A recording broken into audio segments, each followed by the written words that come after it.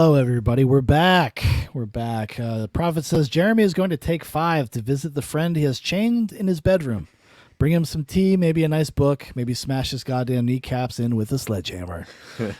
That's right, everybody. Well, we're going to be getting into the main event. Before we get into the main event, I just want to reiterate what movie we're doing next episode. We're going to be doing actually kind of like a retrospective, kind of. We're going to do an overview of the 90s Turtles movies. That's right, everybody. We're gonna be God, I love being a turtle. Oh, yeah. Prophet is going to be joining us for that sojourn. Of course, we have to have our resident turtle expert, a.k.a. the NECA King. I mean, he's going to know. He's going to know a lot. He's going to be coming with what they call the good info. Okay. God damn. Okay. Well, that's good info, man. All right. So we're going to get started in earnest on our misery talk now. Actually, says, I'm sorry, what? Yeah. Oh, and by the way, before we get into any talk, let's play that little opener. Don't worry. Dude, I was ready. You're ready? Trust me, Right, I was not gonna. awesome. I wasn't gonna forget. Don't worry. Nice. I'm semi-professional. Tremley says Jeremy ain't the boss. Our girl Kathy is though. That's true. That's true. Misery, misery, misery. That's what you've chosen. I offered you friendship, and you spat in my face. Well, welcome back, everybody. We're going to be talking about 1990s Misery, written by William Goldman, adapting Stephen King's novel of the same name, directed by Rob Reiner. The logline plot synopsis is: after a famous author is rescued from a car crash by a fan of his novels, he comes to realize that the care he is receiving is only the beginning of a nightmare of captivity and abuse. And for the folks at home, here's a little TV spot from back in the day. Somewhere in the middle of nowhere, America's #1 author just met his #1 fan. I think Paul Sheldon might be in some kind of trouble.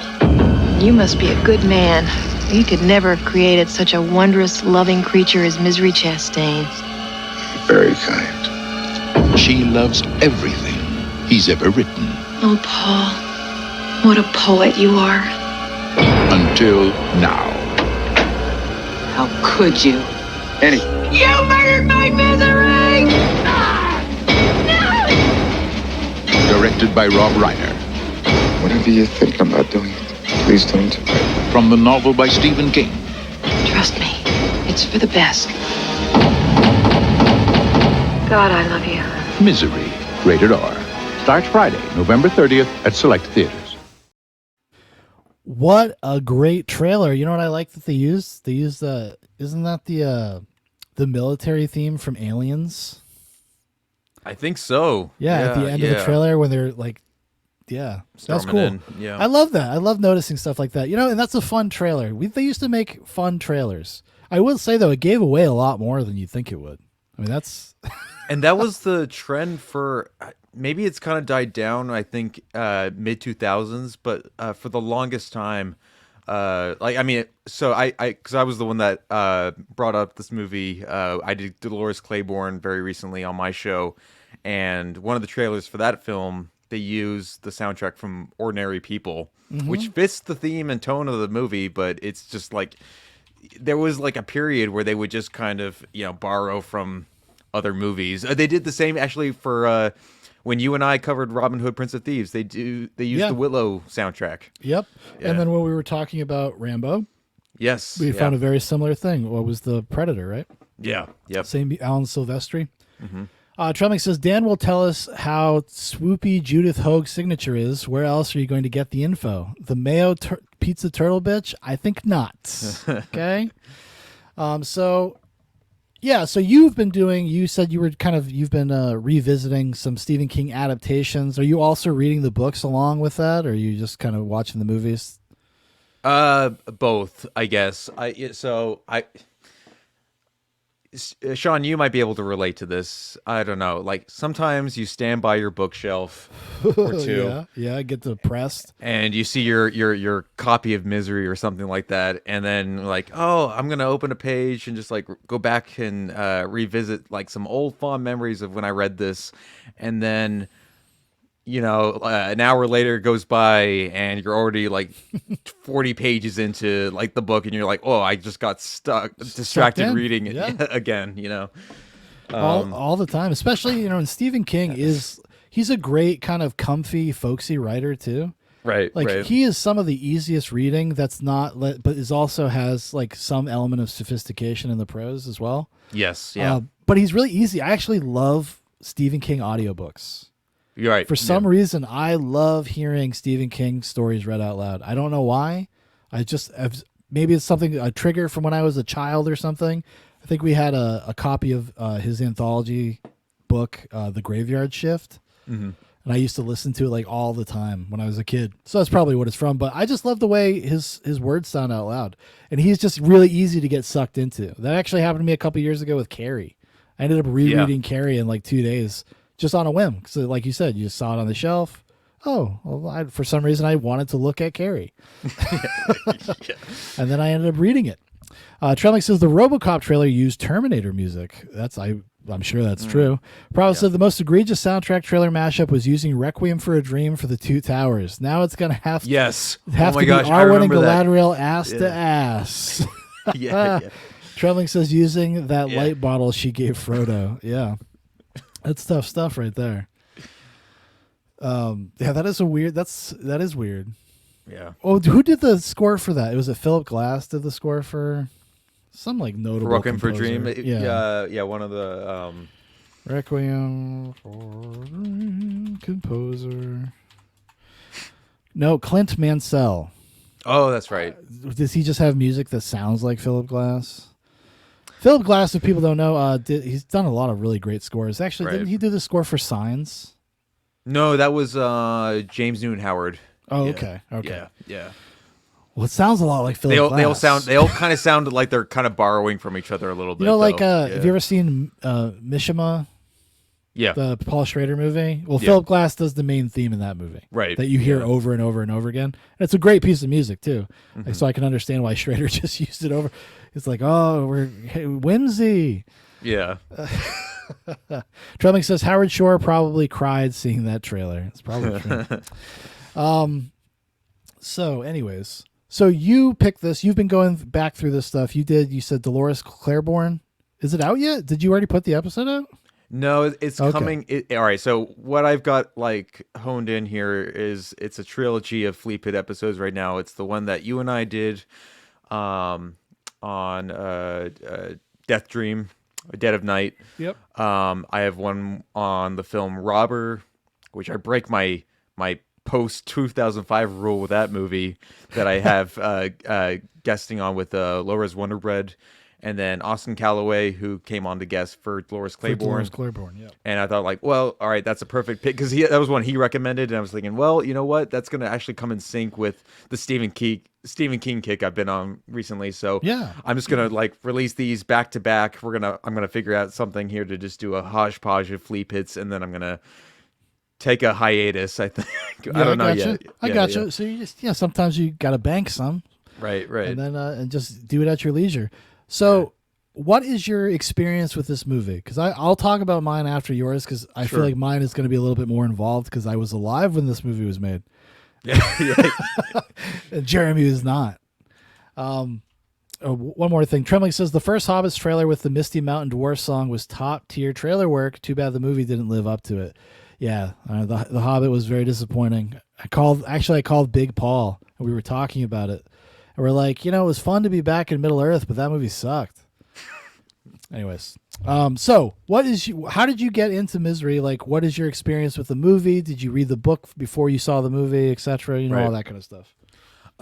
So I'm trying to, I don't have the fondest memory of like whether I saw the movie first or if I read the book first. But either way, I do remember I was reading the book in middle school. And this was at a point in time where I was really getting into the horror genre. And I was getting more and more exposed to various films that kind of like fit that mold. When I read it, I I remember I got a lot of weird looks from not other like students, but like just my teachers. They're like, you know, This is not appropriate. Yeah. just not quite age appropriate for like how old, like 11-year-old, 12-year-old Jeremy to be like reading this. But I would have it like during like silent like book reading sessions or whatever during English class or something like that. And I got super into it because I think before I was really getting more into film, I wanted to be a writer first and foremost. A creative writer. I wanted to write fiction.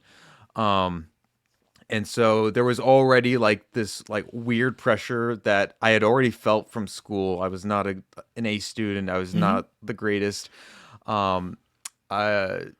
Where you can't use your creative sensibilities. You always feel like it's always kind of suppressed in school, and that definitely was something I resonated with in the book, like that I was able to catch on to early on. As I grew older, I was able to relate to other things in the book, obviously. But in the moment, like I thought, like this is such a scary scenario, and when you learn more about like Stephen King's background and how this relates to drug addictions, alcohol addictions, where he was at life, and that seems to be the case for like at least a good decade for his work too. The 70s and 80s stuff, and then after that, I think it's less personal until probably like 10 or 15 years ago he started writing slightly more personal stuff. Cool. Well, because you said that stuff about it being so personal to Stephen King is one of the reasons why he was very precious about letting anyone adapt it. Because he got so spooked by Stanley Kubrick and The Shining, he really hates The Shining. It actually turned him off because The Shining was like his other most personal favorite work. And but yeah, we'll get into that though. But yeah. But I watched the film. It's funny. Like I can go back to like our Blair Witch review. Like usually like these horror movies are through my mother. She gave me the pitch about the movie before we rented it from like Blockbuster one time, and I watched it when I was, I want to say I was like 13 or 14 at that point. We rented it from like Hollywood Video, and at that point, I was already like so getting entranced into just like not even just the horror genre, but just like the Stephen King adaptations. And this is during the time when they were all available in parts again, like early YouTube, when you could just like watch them all like on repeat. And I took advantage of that, and I just took a liking to the movie in its own way personally as well. And I think they're the differences between the book and the film, they both find a way to just balance each other out. Yeah, it's a good adaptation. Yeah. What they add, what they take away makes actually a lot of sense for the movie. Yes. Where it doesn't make sense in the book. So when I first saw it, this movie was kind of whispered about. Like, I was a little kid. So this comes out in 1990. I was born in 1986, but I probably don't really hear about it until like the 1992, 93. And it's like something like I would hear my parents and my aunts and uncles talk about. And they would always talk like, because first, my whole family is actually very movie orientated. Everybody likes watching movies, talking about movies. It's like the one thing we all have in common. So we get together. We don't really talk so much about our lives. We just kind of talk about what we've watched. And it was the same back then. And they were talking about the hobbling scene. Like I knew about that by reputation. It was kind of like legend. It was one of those things that I wanted so desperately to see because all the adults had built it up for like 2 years. So I'd have to hear about it. I remember even one time I got in a room where it was playing. Somebody had rented it at one of my cousin's houses, and the movie started, and it was like 8:00, and all the cousins were sleeping over my one aunt's house, and I almost got to watch it. Then my aunt came in and saw what we were watching and made them turn it off because of me, because I was too young. I was very upset. Yeah. And then everybody hated me for it too, which made it even worse. But yeah, so it was actually kind of a long time after that by the time I actually get a chance to sit down and like watch the whole movie through. I was probably or almost around the same age that you were. I don't think I ever read the book. I read some of the book in preparation for this. I didn't get a chance to get through the whole thing, but I read bits and pieces of it, and then obviously I figured out what was different between the two versions. But yeah, so I was a little bit older, and I was maybe I even was a little dismissive of it, because by the time when I watched it, it was a very much a known quantity. I mean, Kathy Bates won an Academy Award for it. It was a very big, successful movie. Everybody seems like they had seen it. Everybody like kind of had an opinion about it, and so it kind of made it less attractive to me. And then I ended up just kind of renting it on a whim from my local library, actually, when the special edition DVD came out in the early 2000s, and ended up really adoring it, like really, really kind of falling in love with it back then.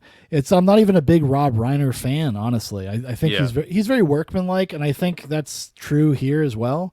I think he surrounded himself with some very talented people that were kind of down to have some fun. Yeah. Namely Barry Sonnenfeld. Who does some cool work in this movie, but there's also times where you're like, well, Rob Reiner's definitely, you know what's weird about this movie, just to kind of get the conversation started, it's almost like an elevated TV movie.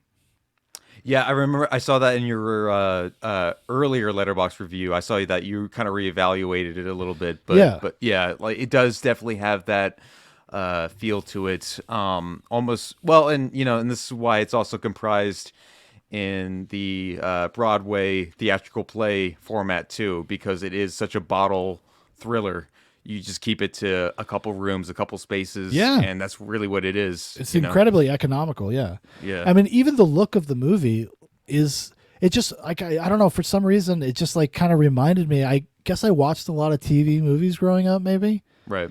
And it just kind of, and maybe Richard Farnsworth actually being in it makes me think of TV movies, because Sure. I grew up watching Richard Farnsworth in Anne of Green Gables, which is like a Canadian miniseries. Oh, Avonlea. Yeah, I know what you're talking about. I've seen like an animated version of that on Yeah. like old PBS like serials and things like that. But I don't think I recall that version.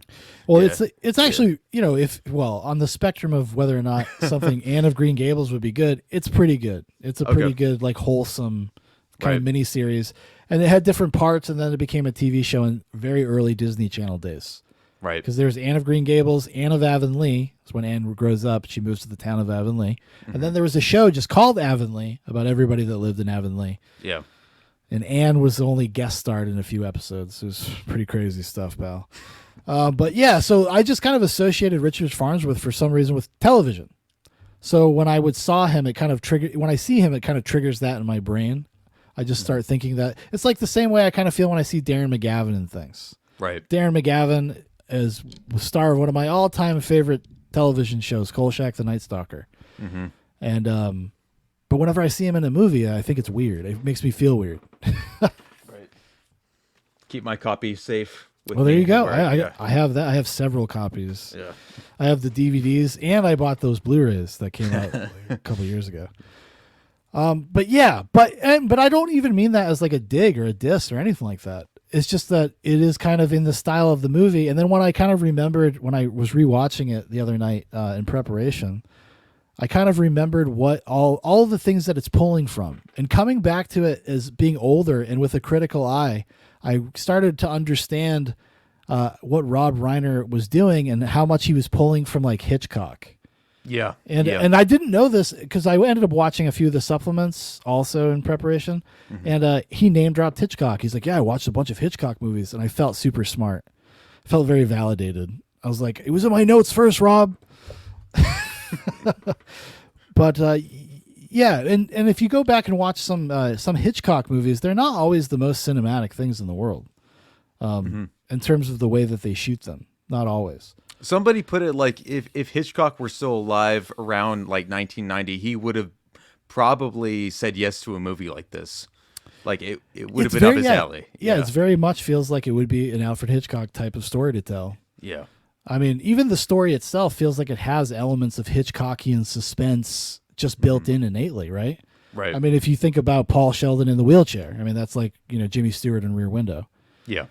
So there's lots of things like that to kind of almost like homages, whether they're intentional or not. They just kind of feel like they're there. It's just part of the fabric, Right. the identity of the genre. Because Rob Reiner is very transparent about it. He's which I kind of appreciated listening to him talk about it, because Rob Reiner's a nut. But Rob Reiner, he was talking about it, and he was just very honest. He's like, yeah, and I never really thought I was going to make a movie like this. I didn't know if I could, so I just watched a bunch of thrillers and noir movies. And then I kind of just saw the language of those films, and I just kind of repeated it. And then obviously Barry Sonnenfeld had just been working with the Coen brothers for the years leading up to this, like making Misery with Rob Reiner. And he's steeped in like noir stuff. I mean, he shot Blood Simple. Yeah. I mean, in terms of modern noir, I mean, that's like kind of one of our sterling examples, like, of the last 40 years. Right. Right. So he was kind of prepared for it. It was, I don't know. I just thought it was kind of cool just that he wasn't there was something not pretentious about the way Rob Reiner talked about being the director of this movie. And I appreciated that. And I think you can kind of feel that in the movie. The movie is kind of okay with being a slightly elevated like B movie. Yep. As I've been calling it too. I mean, when I pitched it to you, a low key dark comedy. In a lot of ways, I didn't view it like that as the reputation serves it, but over time, like with fresher eyes, I was laughing a lot more at just like how, as it relates to life as you grow older, Sure, yeah. And also Kathy Bates' performance, which is perfectly modulated. Yeah, is he perfect because she has to hit so many different kinds of notes, and one of those notes is like camp. Yes. And she never crosses the line, though. And some of the biggest laughs in the movies are just her reactions to to what's going on, and like the level of upset that she gets, and how she's able to, as an actress, kind of play with those things. Like Annie Wilkes is a very complex character. Like she isn't like a one note, like just evil sociopath, like crazy bitch. She's not. No. There's a lot of sadness and pathos and weirdness in the story of Annie Wilkes. Right. And I've never seen the show Castle Rock, because I think Annie Wilkes, was it Lizzie Kaplan, played Annie Wilkes in like season 2 of Castle Rock, which serves as a prequel to the movie or something. Never seen that. So I'm just talking about strictly what's in this movie, what we find out about her character in this movie. I mean, even down to the set design. I mean, it tells you so much about that character. There's so much good work, like you said in the movie. It's very economical. It knows how to tell you things without having to say anything to you, which I kind of really respected. There's character everywhere you look, even before you like learn and build on what her backstory even is, for what little that you're actually given. But like, yeah, her shrine of Paul Sheldon, all of his books, the photo in the center place, and then you got like all of her like special clay made like animals like in one corner of the room, the way that she decorates the house. She's like in Arrested Development a little bit, right? And it's like her little adult dollhouse. Yeah. It's kind of wild. And then like as it gets deeper, and then you start to see like, oh, this woman might have killed like 30 people before like she basically abducted Paul Sheldon at this point. Bring back scrapbooks. Yes. Bring back scrapbooks. Actually, that's how even speaking of Richard Farnsworth, that's how his character figures it out, or it has his suspicions. Right. If I do, I think that to me is the biggest flaw in the movie, is that Richard Farnsworth basically just stumbles into Annie Wilkes, and he's like, "Oh, maybe she seems kind of crazy." Yeah. And then he just starts asking people questions about her, and then he goes to a scrapbook to find out about her past, and then he drives up there, which is like right after the scene where Paul Sheldon also found a scrapbook. And it does feel kind of random. I will give you that. Like, and also, I mean, if there was at least like a little bit of context clues to give, like, why she's kind of been jumping from town to town after she's, had all of these other different like allegations against her, and is find a way to kind of like jump the hurdle and not be able to get in trouble. Like something like would set off like sooner than it actually did, but well, she did do prison time. She did, yeah. Yeah, she does prison time, So I'm assuming that she hasn't done anything since then. Right. At least that's what I would like to. Maybe that's what I'd be thinking, and maybe this Paul Sheldon's like the first time she's really had contact with anybody in a while. Yeah. Although that then that opens up a can of worms about like, well, how does Annie pay for anything? Like, what does Annie do for a job? Where does like, she get how does she afford this a whole big cottage property and Yeah, I know. That's that's when you're getting older. You're like, damn, that's a nice house. I wonder how much that costs. Yeah. Yeah, but like, and then you could get into that kind of stuff and kind of nitpick it to death, but it's kind of besides the point. Like, you're not supposed to be like really thinking that she's crazy. She's up there on the mountain. Like, she's kind of in seclusion. She's hiding. I would imagine that she picked this place because she knew that Paul Sheldon wrote his books up in the cabin up there. Mm-hmm. I imagine that was intentional on her choice because, as she describes, in one of the more creepy but great scenes in the movie is when she kind of talks about her divorce. Yeah. Mm-hmm. She's like looking out. I love it when just Paul Sheldon just wakes up in the middle of the night and Annie's there, like staring out the window or looking over him. Yeah. And she touches upon that kind of stuff. So right. That's what I mean. That's what I really like about the way that they constructed the character and the way to give the audience just enough information to answer some questions, but there's still so much mystery about her that she still feels like unpredictable. Right. Like you can't. You're always afraid of what Annie's gonna do. You never know what's gonna set her off. You never know like what kind of reaction she's gonna have to a certain thing. I even right down just to the next book that Paul Sheldon is working on, that he's working to get published. Like she has she has this weird sense of entitlement where even though she's never like lived through or like experienced the slums, she's like, oh, I know exactly like how these people talk or whatever. Like, no, you never actually. Yeah, it's like it's you know what? Let's just watch it. You want to watch it? Yeah, let's pull up the clip. Let's pull up the clip because it's a great clip. It's a great moment. Yeah, and it also is the kind of the Rosetta Stone of the character.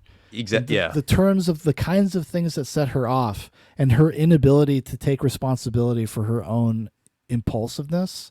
Yeah. And her own emotions. It's an interesting layer. Once you've watched the movie a bunch of times, you watch it, to talk about it. So you're a little bit more critical than you normally would be. Mm-hmm.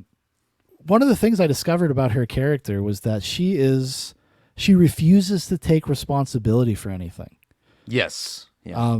She's a control freak, but the key to her character is that she blames everyone else for everything anything that makes her feel out of control. Mm-hmm. And this is something that makes her feel out of control. This shatters her world. Paul Sheldon is not only did he not write a misery book, he wrote this filth book.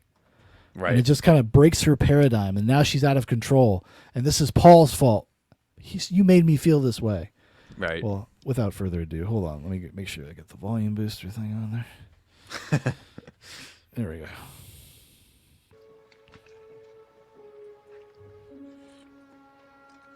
I know I'm only 40 pages into your book, but... Well, what? Nothing. What is it? It's ridiculous. Who am I to make a criticism to someone like you? It's all right, I can take it. She's bottling it all up. It's so good. It's so good. Because, and that's great about like rewatching it, like, and because we know what's going to happen with the character, but like that's where you see the real work of Kathy's performance. Right. Is actually in how how she has planted all of these seeds for this moment. Mm-hmm. Well, it's brilliantly written, but then everything you write is brilliant. Pretty rough stuff. The swearing, Paul. There, I said it. Yeah. The profanity bothers you. It has no nobility. These are slum kids. I was a slum kid. Everybody talked. I gotta say, by the way, I love that like Kathy Bates like brings like this very traditional like sort of like hospitality again sort of nuance for as much as she can like there I said it, just like little throwaway lines like that. Yeah. Well, she's the most innocent. That's why she's always a victim. Right. Because she perceives herself as like a nice person. Yes. Yeah. That's her opinion of herself. And then all of these other people, they just fuck it up. They just ruin it for her. Right. Not? What do you think I say when I go to the feed store in town? Oh, now, Wally, give me a bag of that effing pig feed, 10 pounds that bitchly cow corn. And in the bank, do I tell Mrs. Bollinger, oh, here's one big bastard of a check. Give me some of your Christing money. There, look there. Oh, my God. See what you made me do? And then also, it's juxtaposed so well by James Caan's reactions Yes. to all of these outbursts. And you got to give a shout out to James Caan. He has a lot of thankless like stuff to do in this movie. Because he's essentially the straight man, and all he can do is react. He can't do anything with his physicality or anything. He's just perpetually vulnerable. Yeah, and that's hard to sustain. But I love, we got to bring Christen back. That's almost like a new one. I've never heard somebody saying, "Give me that Christen whatever." Yeah, a big or describe something as a big bastard of something. A cockadoodie car. Oh, yeah. Have you all gone crazy? I'm sorry. I'm so sorry. Oh, sometimes I get so worked up. Can you ever forgive me?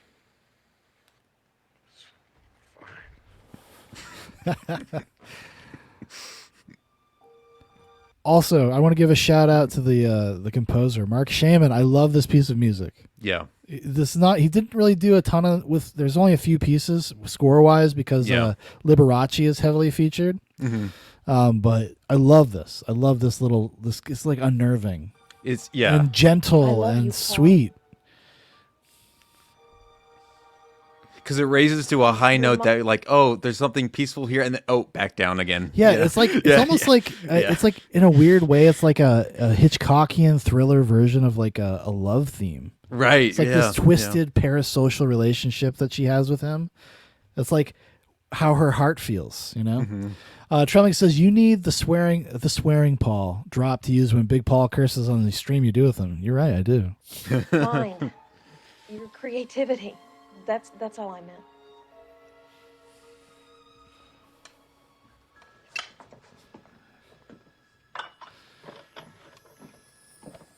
Anyways, a wonderful scene. Yeah. A wonderful opening to her craziness, basically. That's the first time she she tips her hat. She loses control, Right. When she has to deal with the real Paul Sheldon and not the fantasy that she's built up in her head, Mm-hmm. I mean, how many times do you think she's dreamed of having dinner with Paul Sheldon? Being his nurse. Yeah. Yep. Lots and lots of times. Anyway, James Caan. So James Caan's performance. So it's an interesting casting choice too, because the history here is that like they went through so many actors before they landed on James Caan. James Caan was about like the 50th one or something. Yeah. They had some interesting names though. Like some interesting people. There were a few where I'm like, I could see that. Jack Nicholson was one of them. Yeah. Warren Beatty, I think, came the closest. He actually almost was going to be in it. Right. Because he was busy with what was his superhero noir? Oh, Dick Tracy. Dick Tracy at the time. Yeah. Yeah, the thing refuses to give the rights away. Right. He just makes these dumb little things that are technically movies. Yeah. In character, so he can keep the rights to Dick Tracy. Let it go, Warren. Let somebody else have them already. Right. Come on. Anyways. Yeah. No, but James Caan, when it finally went down to him, and that he actually showed interest in the role too, I thought was kind of cool because like people have been saying up until this point, he was always playing a certain type. He was always kind of like the tough guy, asshole, or guy. And he was really big and physical brute, kind of type. And to see him in a role where he's like essentially, the victim. It's unfamiliar territory. It's against type for him. Yeah, for sure. It's refreshing. And especially against Kathy Bates, who was like 5'3", I think they do a good job of making her like look larger than life as well. To Yeah. the way the book that describes her. Yeah. Oh yeah. Okay. So, how do you feel about it? As just to kind of broaden things out for a second, how do you feel about like the interpretation of the characters versus the novel? Like James Caan's interpretation of Paul Sheldon and Kathy Bates of Annie Wilkes. When I compare the two, it's a little bit of a struggle because on the one hand, I kind of just appreciate them on the merits of both of the mediums. Sure. The film works on its own as a 100-minute film. The book works really well on its own as a 300 plus page book. If you were to here's the thing: if you were to make this today, that this would have to be done in a miniseries format because there's just so much information, especially getting into the psychosis of Paul Sheldon, to really spoon feed to an audience. So it's tough. I just it's like The Shining. I just appreciate them on different merits. For different reasons. Yeah, for different reasons. At the end of the day, I mean, this is probably one of the better examples of like a feature film adaptation done pretty well, pretty faithful. Yeah, I think it captures the spirit of the novel, but it's ironically the thing that because this is like Stephen King was one of his favorite of his own, and it's a very personal novel to him. And the things that he would have felt that were personal to him are the things that they cut out of the character of Paul Sheldon. Yeah, because in the book he has a substance abuse issues, and that's part of the kind of the psychological game that he's playing with himself. Because in the book, you get to spend a little time in his head when he's sitting in that room alone. Right. The movie is not really, the movie it's very utility driven. Like every scene matters. Everything's there for a reason. There is no fat on this movie, at all. Yeah. It's pretty lean. I mean, well, I don't know. I mean, I've heard people argue that you could cut out Richard Farnsworth and it really wouldn't matter. But I disagree with that because they are the only thing that add any sense of tension. Yeah, especially by the stakes of the last 20 minutes. Yeah, yeah. Well, because it's all building up to that. It's just a slow burn thing in the background. But there's always the potential that somebody's going to figure it out, and then obviously they end up figuring it out at the end. For all good it does, he gets himself blown away.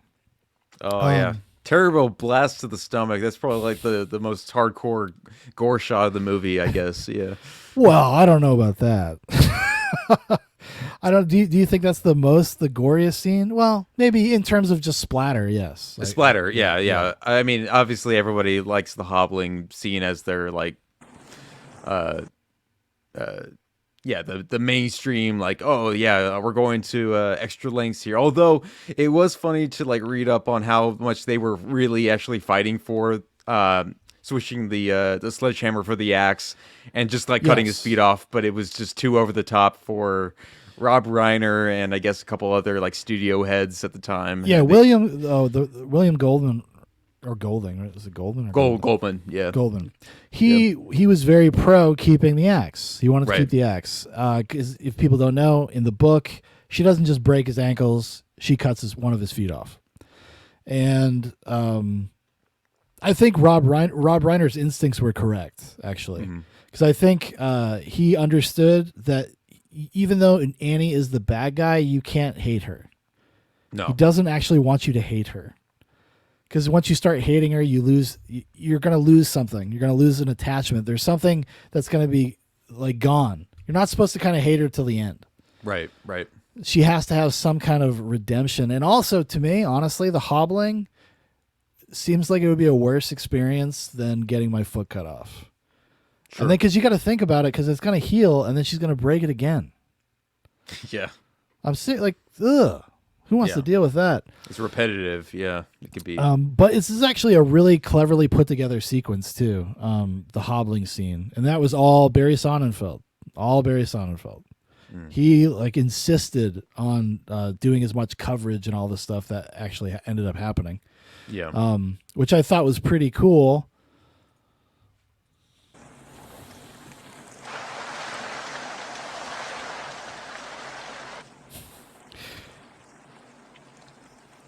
One little jump scare, lightning strikes. Yeah. busted. Yeah. What a great moment. Right. What a great moment. So comes after he's been out of the room 2 times. He's found out a little bit of Annie. He's stole a knife to protect himself.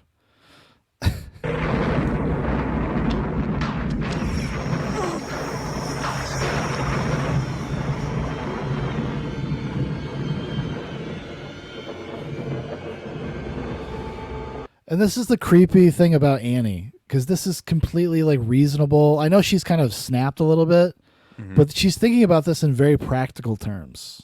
Yes. If you have to think, like, what does she want out of this? She wants control. She wants control back. Yeah.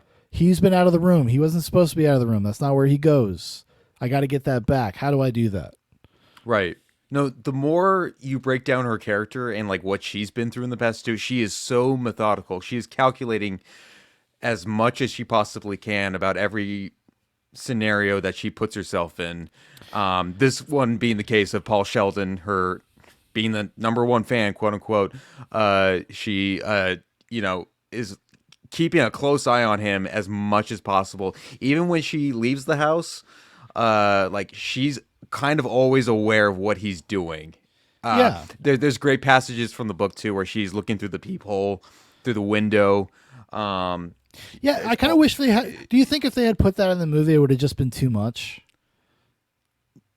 Not if it was from her perspective, but if you could pick up on that was happening. Yeah, I mean, because the movie is firmly from Paul Sheldon's perspective for the most part when they're in the house, anyways. Yeah, well, then that's my conflict with it, is that like the book is so good at being completely from Paul's perspective. The movie, I understand for the narrative that it has to cut to the sheriff every once in a while, which I love. We'll get into that in a second. It's I put it here in my notes. They needed to cut that 15 seconds of Annie Wilkes when she's like in bed watching TV, eating chips or Cheetos and drinking cola or whatever. You don't need that. It's too revealing about like what her life is like outside of that room. To Paul's perspective. Okay, that's fair. I think that's well, but they do. I mean, I will say this: they do signal to you that Paul is kind of aware of what she's doing because he's listening to the sounds through the floor. Right, her footsteps and everything. Yeah. So I mean, they are suggesting that he would know that she's up there watching TV. Yeah. But I think overall as a story, I prefer it just strictly from his perspective. Okay. But the movie, I find that balance again. You got to just like speak on the terms of like what film logic is and what book logic is, and sometimes you got to just find a balance. Yeah. Well, do you think like it would have been just like laying it on too thick for this movie, like for Annie to actually be like physically watching him through windows and stuff? Right. Do you think it would have been too much? Like it would have just tipped the scale too much? I mean, probably. Yeah. Because she's riding walking such a tightrope with the character and never going too far in any direction. I feel like me personally, relative to the movie and the way they told the story in the movie, I think it would be too much. But it's probably, I imagine it works very well in the book though, because she's kind of a little bit of a different character, isn't she? Yeah. Well, I was gonna say like it sometimes translates really well in the cinematography. When Paul Sheldon is taking, I guess like a bunch of portions of the Novril medication that she's giving him, puts into a little paper packet. It's shot in a way where it's like through. If you use like a keyhole silhouette, like Annie is like seeing him do it like in real time, while like through like the bed sheets and everything, like at her angle. And the movie's actually like really good. This is what I love about the cinematography, is that it finds ways to scale like what Paul's perspective is compared to Annie's, and then even sometimes the sheriff as well. But everybody's like at a different balance. Yeah, that's true. They have their kind of their different, because they all serve different functions, and they're kind of telling you that through the camera work. Right. Yeah. Let's see. Anyway, yeah, the classic scene. Sorry, I have a No, well, what are you talking about? This is what we're here to do. And these exteriors are so great too, by the way. They are. Yeah.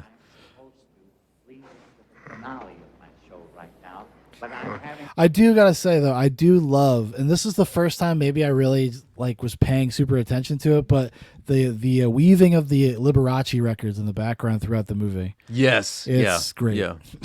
Beautiful stuff. Paul. So if you'd like me to stay and play some more for you, I'd love I know you've been out. I mean, come on, dude. You just had this is a bad way to wake up. Oh, dude, I feel it in my spine. I'm like anticipating what's coming. Right. It's never not made me uncomfortable in all these years.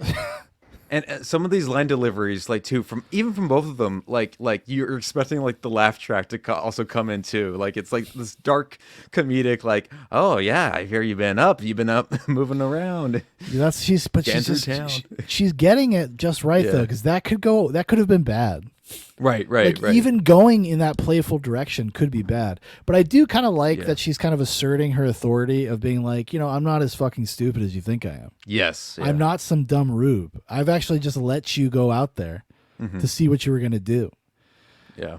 Trembling says the sheriff's wife is a goer. Oh, yeah. We're going to talk about her. Yeah, Don't yeah. worry. I was gonna say, we'll save her for. You want to just say what you're going to say, because I know you're going to say. Secret MVP? Secret MVP is Virginia. Yeah, I gotta go with Virginia. Trembling says, now imagine instead of Paul Sheldon, it's Paul Schrader with his bulldog breathing in that bed. Dude, I'd pay money. Yeah. I'd pay cash money to see a remake of Misery starring Paul Schrader. And I don't know, we'd have to find somebody else to play Annie.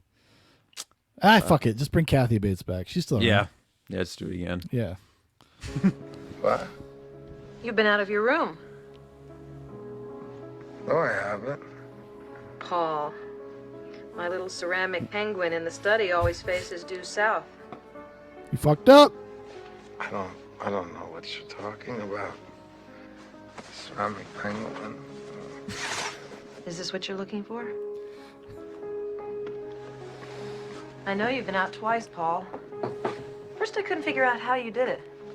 But last night, I found your key. I know I left my scrapbook out. I can imagine what you might be thinking of me. But you see, Paul, it's all okay. Last night... Now, see, doesn't that kind of suggest that do you think she left it out on purpose? I think so. Oh, Yeah. no, all of this is purposeful. Okay. Which I guess is what you could bring the insight from the book is that all the things that, we're not aware of from the movie. Because, I think it works either way, but... Sure. No, but she's like... she's aware that Paul is going in and out at a certain point, or at least attempt to do so, I mean, she has this long history of just doing weird things to, especially like men and babies in her life. She wants to control and manipulate them. Yeah. And I think obviously her divorce really did something to her. Yeah, I think it seems like that's what they're suggesting, anyways. Right. Because they don't, she doesn't talk much about her past, and that is one thing that she brings up. Mm-hmm. Unless it's like some sort of cliche because she's trying to make her life sound like a misery novel, which is also a thing. It became so clear. I realize you just need more time. Eventually, you'll come to accept the idea of being here. Paul, do you know about the early days of the Kimberley diamond mines? Do you know what they did to the native workers who stole diamonds? Don't worry, they didn't kill them. That would be like junking a Mercedes just because it had a broken spring. No, if they caught them, they had to make sure they could go. That is an amazing turn. That delivery is so good. How she snaps back into info mode out from playful mode. I love it. Yeah. That would be like junking a Mercedes just because it had a broken spring. No, if they caught them, they had to make sure they could go on working. But they also had to make sure they could never run away. The operation was called hobbling. Oh, dude. Oh my god. Dude, I put a note here too. I feel Paul's physical, emotional, traumatic, all these pains like that he's going like it is like you would really do it elicits so well off screen. All of this. Oh my god. Oh my, and they actually, in the way that they built this scene is great. Right. From what they show you and what they don't show you is actually pretty ingenious the way they go about it, which we'll get into. But I mean, even just right here, it's so visceral. Yeah. I mean, good God. Like, because I think about the anticipation is worse than the thing. Like, right. If you're strapped to a bed and you see a woman and she's talking about fucking hobbling you, holy shit.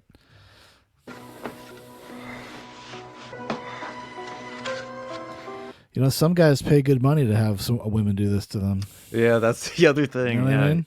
You surf around on OnlyFans. You'll find something. Yeah. Not Paul Sheldon. He's not a freak.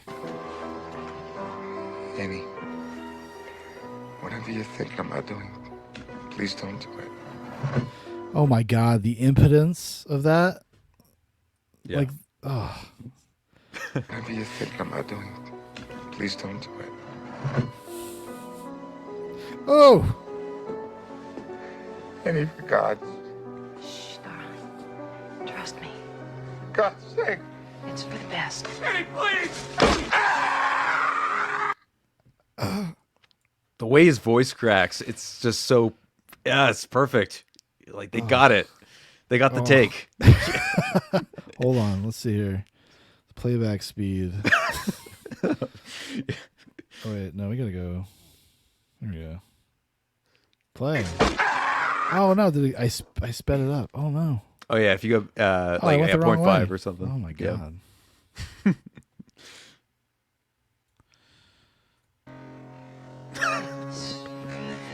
Let's just see it. Now, this is the cool prosthetic leg, though. Yeah. Oh. Ooh, that thing goes full on sideways, dude. Anyways. Not as cool as the prosthetic legs that they used at the beginning when they show him after the crash. From like, oh, that looks like a total like wooden dummy leg or something that you just put on him or something. Well, this was was this? It wasn't. I think this was the second K&B show that they did. Greg Nicotero, Howard Berger, the other guy. Yes. This was, I think, their first one after Evil Dead 2.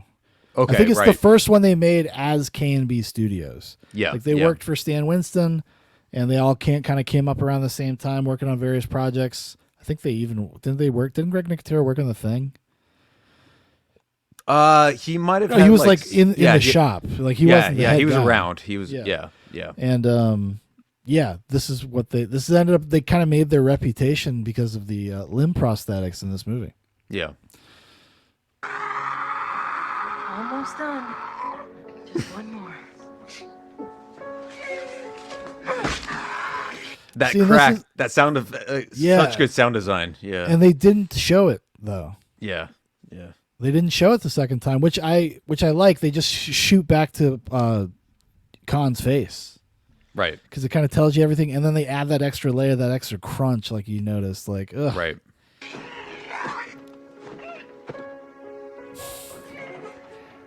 God, I love you. Dude, like this is like part of her getting back control, because now he can't try to screw her. He can't try to get out of the house anymore. And that's like orgasmic to her. Mm-hmm. Like I said, like we were talking about, this is like the goal of her character is just kind of complete control. And maybe that was her problem when she was a nurse, like working with babies. There's really no way to be in complete control of a baby. Mm-hmm. That's why she killed them. Yeah.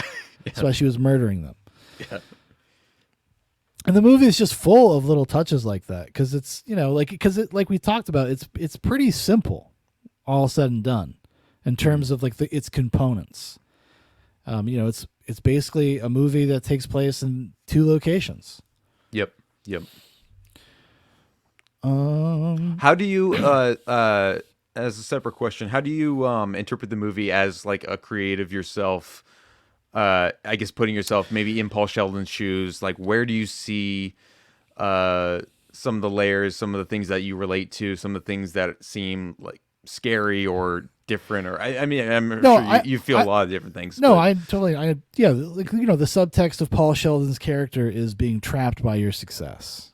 Yeah. Like you're trapped by something that you created that's kind of, it's not what you want to be doing, but you feel like you're obligated to keep doing it, and it becomes work, and it's not fulfilling anymore. Mhm.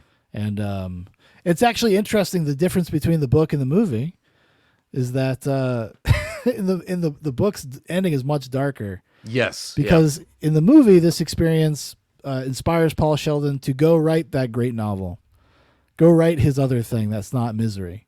And in the book, he's so afraid and petrified because of his experience with Annie Wilkes that he continues to write Misery. Yeah.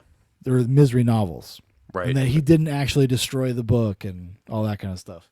And he leads like a full-on, much more destructive nature than he ever probably anticipated or has ever experienced before too, after that whole effect too. Because I think I mentioned here too, like, yeah, there's just his addiction to the drugs that she was giving him, his PTSD, and then like just like a full-on sort of reign of alcoholism too. Like it is not a happy book by the end, really, at all. Not at all.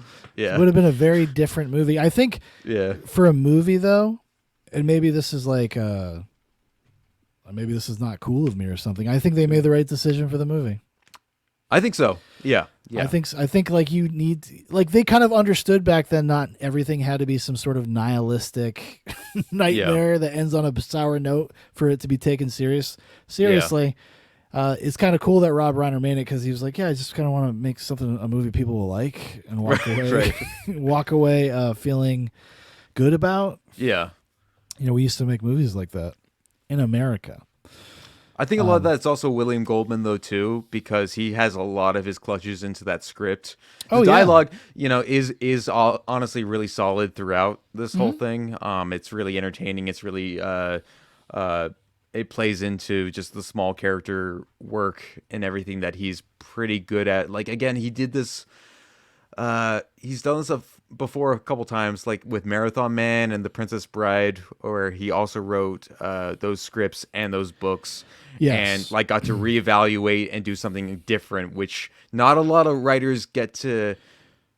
They not only get the credit to do that, but they get a lot of those opportunities to do that on the mainstream level. Yeah, no, probably not. But they probably also, a lot of writers wouldn't be cut out for it, like adapting their own material. Yeah, that's hard, because you have to make hard choices. Exactly. And, like, you have to.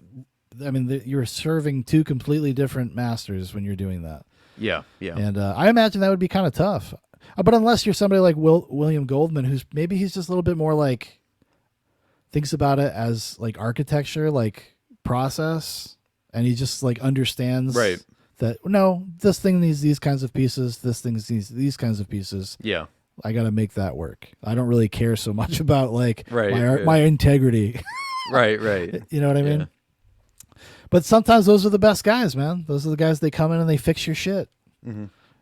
That's another thing that's missing from Hollywood these days. Where's the William Goldmans? Where's the guys like shadow writing half the scripts and rewriting everything? And they don't want to pay them caring anymore. about it. Yeah. They don't want to. Well, they just don't want to pay people anymore, I don't think. Yeah. That's part of it. Like, if you're a seasoned writer, like, you want to do a punch up for nothing? No. Well, some 30-year-old, yes. Sure. Like, if you or I were offered, like, hey, you want to take a pass at this script? We'll give you $5,000. We'd be like, yeah, sure.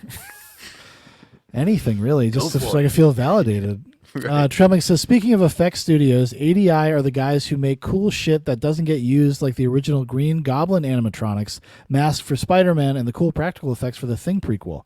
Oh, dude, that's one of the biggest travesties ever, is the Thing prequel. The fact that they actually shot it. Yes. They shot it, and then they replaced it. Like, that's crazy. And even those raw effects look so good. Like, even just like in behind the scenes footage. I mean, exactly. Even the behind the scenes, you're like, whoa, that's some cool stuff. Yeah. And we'll never see it. Release the practical effects cut. Yeah. Of a movie that doesn't need to exist. I mean, let's be honest. It's the Thing 2011. Yeah. I honestly, I really hate that it's called The Thing. It really bothers me. But yeah, no, I mean, like in terms of like personal connection to Paul Sheldon's kind of what his character is going through in terms of feeling trapped by something like that. No, I mean, not really. I don't think I have. I would have to be successful first. Right. I'd have to be tied down. I suppose I could say like sometimes I get sick of being such a good dad. That's everybody expects me to keep doing that because I've been doing it for 7 years. They just think I should just keep doing it. I mean, what the hell? No, but I mean, I can understand it though on like a very just kind of basic level. Mm-hmm. About being kind of just trapped at your job, trapped doing something that you're not passionate about anymore. Actually, I kind of do. Maybe I have a little bit of experience with this. I used to actually want to be a chef at one point. I had ended up working in a lot of restaurants. I kind of enjoyed cooking. I enjoyed being in kitchens to one degree or another. And I spent too long not taking it seriously enough and then felt like I was just trapped there. Right. But I had to do it because it was the only thing I had going on at the time. And you start kind of resenting it a little bit. You stop caring about the thing that you thought you cared about. That's dude, I feel like I'm going through a little bit of that existential crisis right now where do I really care about all these things that I used to love doing and whatnot? And I've even considered like culinary school myself because I do love to cook on the side myself, but there's always like some sort of there's always some sort of force that disrupts that vision or that view of like what that could look like, and then life happens while you're making plans, dude. Right. Yeah. And Annie Wilkes could just step in and say like, no, cooking's not for you, Jeremy, anymore, but you can cook for me. Yeah. Annie Wilkes is kind of like the Godzilla of Misery, She's right. just a force of nature wrecking through Paul Sheldon's life. Yeah. No, I hear you, man. I can understand that. And it's just like, sometimes you feel like you're a little bit out of a crossroads. You got to make a decision. Be like, do I keep kind of doing what I'm doing? Yeah. Which kind of locks me into a position for the next couple of years? Or do I take like a leap of faith? And then, the older you get, the harder that becomes because you're just more aware of what's going on in the world and there's other considerations. And like, is this really a great time to like quit my job and go follow my dreams? I don't know. I don't know if the country's going to make it through the next year. Yeah. So, yeah, I feel you, buddy. Like I do. Tough feelings all around, but Well, it's just like at least in the movie version, Paul Sheldon gets to have like his catharsis. He gets to make the experience with Annie meaningful. Yes. Yeah. And that's even something that Paul Sheldon kind of talks about a little bit. He's like, I still think about her. Right. Like Annie did something. She actually did something positive for me. Like, yes, really shook me out of myself, kind of, right? I love that kind of outcome by the last couple minutes of the movie, the ending, where he just kind of just outright admits that's what it did to him. And also, I just gotta say, the first time I watched this film, like, what a satisfying conclusionary like sort of fight scene that they have. Awesome. Oh, you're at that point you're like, oh yeah, just like kill her. It's just like, dude, it's your survival instincts kick in. You're like, Paul, just like get out of there. He's just barely able to make it. And that's the cool thing about it. The movie, the book, it's a little bit different how they handle it, but yeah. Yeah. Oh yeah, dude. Oh, sorry. I thought you were gonna keep talking. Oh, sorry. No. Paul, you can't. Yeah. No. I learn it from you. And I love that this movie is kind of, it just hits all the right notes. Like that's like kind of a corny line, right? Because it's a one-liner. It almost feels like it should be inappropriate. Yeah. But like the movie is so kind of cozy. In a weird way. It's a Christmas movie in a way. Yeah. But you kind of like want it to be like that. You want it to be a little like, because it's very satisfying. Unlike in your lizard brain to be like, yeah, give Annie Wilkes a one-liner while you burn this book. That's awesome. I learned it from you, bitch. Yeah.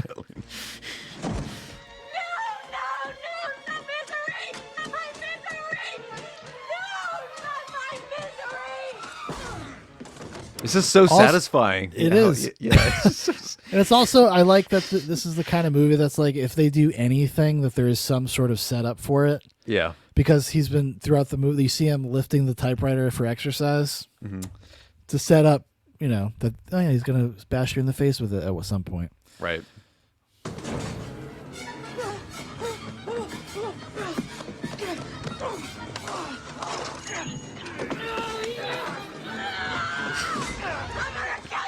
Also, just like the amount of, I mean, what Paul goes through here in this whole sequence too, like heads bashing against the window, shot to the shoulder, like, come on, the guy like is still fighting. Yeah, dude. Listen, it's do or die. It's live or die time. Okay. Right.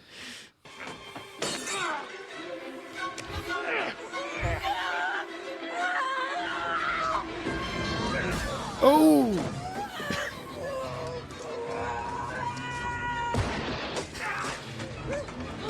You know what's crazy? When you watch this in isolation, yeah, it feels like it should not work in the movie Misery. Like it almost feels like this is too much. Yeah. You know what I mean? Right. Yeah. Yeah. In the movie though, I didn't feel like that while I was watching the movie. And that's not really a real criticism. That's just more of just maybe it's just in the moment right now. I'm just like, because it's so crazy. Yes, it's so wild. But and that's what I love about the editing and the cinematography, especially too, is that it appreciates that, or at least it understands that is what it is. Like it's all in the moment. You got to make it frantic. You got to make it quick. It's just kind of they're not thinking.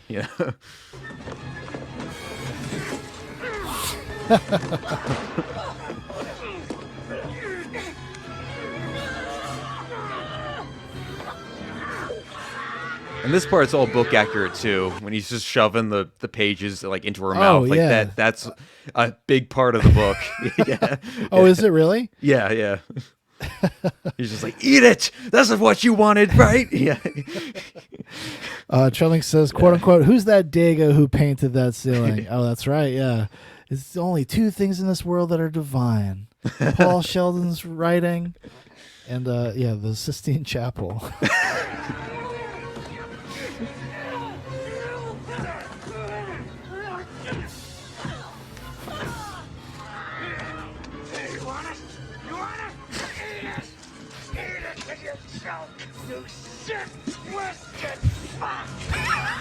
It's such a satisfying line read. Yeah. Oh my god. You sick, twisted fuck. Oh, let's hear it again. Let's hear it again, Paul Sheldon. Yeah.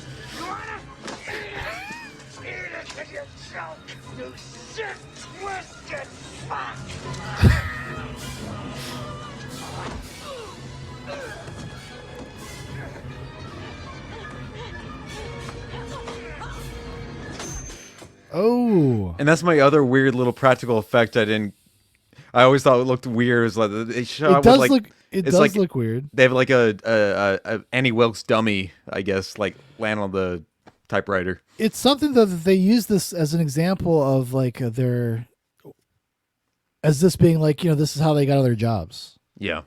Was the legs and the sculpt here. Mm-hmm. I mean, you got to think it's 1990. Yeah, yeah. That's okay. Do you think it sells? What would you have rather had? You would rather had CGI, wouldn't you?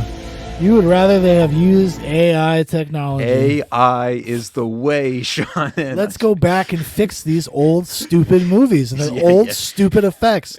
You know what? George Lucas had it right. I'm glad he fixed Star Wars. Right. It used to make me sick. It used to make me sick watching those cheesy graphics. Unfortunately, this one for some reason cut off the final part of the fight, which really is really annoying. When they're fighting in the hallway. Yeah. Like so that's like one of those like moments where like, oh, we got to tack on like the final like, oh yeah, she's still alive kind of sequences. Like, all right.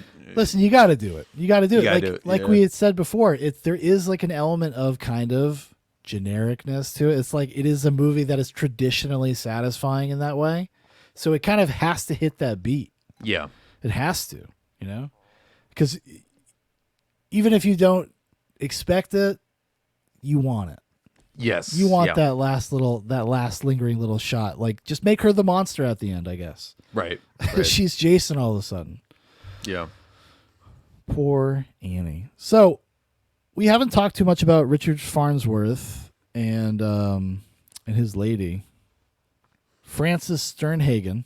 Mm-hmm. What else was she in? I remember her. Oh, she was in Raising Cain. She's in Outland. That's right. Right. She's in The Mist. That's, I think, where I Oh. recognize the older version of her. Okay. Yeah. Yeah. Okay. All right. Her and old Richard Farnsworth there, the 1-2 punch with the sheriff and his wife. Yeah. Magical. Great chemistry. Wholesome, warm, everything you want out of a Richard Farnsworth performance. Much well-lended comedy, I would say, and I would think is very much attuned to Rob Reiner to some degree. 100%. Yeah. Like, like when they're in the car. Yeah. And they're driving down to see if, where the crash site might be, and she puts her hand on his leg, and he's like, "Now, woman, when you're in this car, you are a deputy, and I am your sheriff. You're not my husband and wife." Yeah. Yeah. That's that felt like I could feel Rob Reiner there. You know what I mean? Right, A little sitcom moment. I love when she's like on the phone with like one of the shopkeepers about like, oh, the benches are just like attracting too many people and they're sitting on them when they shouldn't be or whatever. And then she's like, oh, by the way, like I hear the phone's for you. Like it's about your affair that you're having with somebody. Yeah. It's just like these cute little. She's a moments. firecracker, Yeah. Right. Yeah. And I kind of like that she's like they're kind of almost partners. They're like detectives a little bit, and they get to have that kind of detective experience. It's a little, it is almost like a little old fashioned. You could almost imagine the sheriff like in a 1940s like detective noir, and she's like his secretary. Mm-hmm. You know what I mean? Like some of the scenes, like when he has when he's looking for the Post-it note with the quote on it. When he approaches her, like she's sitting at his desk and there's just shit everywhere. And he's like, "What did you do with it?" Yeah. Trelling says it made Return of the Jedi's climax a wet fart in the bad old days when Darth Vader didn't yell "No!" then throwing the Emperor down that shaft. Listen, it's true. We needed that. We needed that extra sound. Same thing in Empire. I think didn't they add that Luke Skywalker going like "Wahoo" or something? No, he's doing the Emperor's like scream like yeah. And I think they took that out though. They took it out in subsequent ones. But yes, the original special edition had that. Right. And I remember being a kid in the theater being like, "Did I just hear that? Was that real?" Right. Yeah. They're like a, what do you call it? Not Geronimo. The fucking, you know what? The yell, the meme yell. You know what I mean? Yeah. I don't. You know what it is? Yeah. Wilhelm scream. There you go. My there brain you go. got there. I caught back up. So we already gave it away. Virginia, Frances Sternhagen is our secret MVP. Is yours too? Okay. Yeah. Oh yeah. How could it not? How could it not be? I mean, honestly, who else are you gonna pick? I was gonna say like not to her level, but like it was just cool that Lauren Bacall as the Marcia the publicist. Yeah.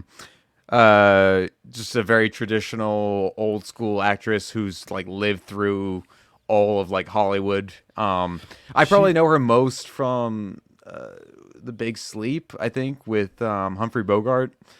Yeah. In fact, she's actually acted across from him like multiple times. I think they were like star-crossed actor lovers for a short period. Can you believe that? Yeah.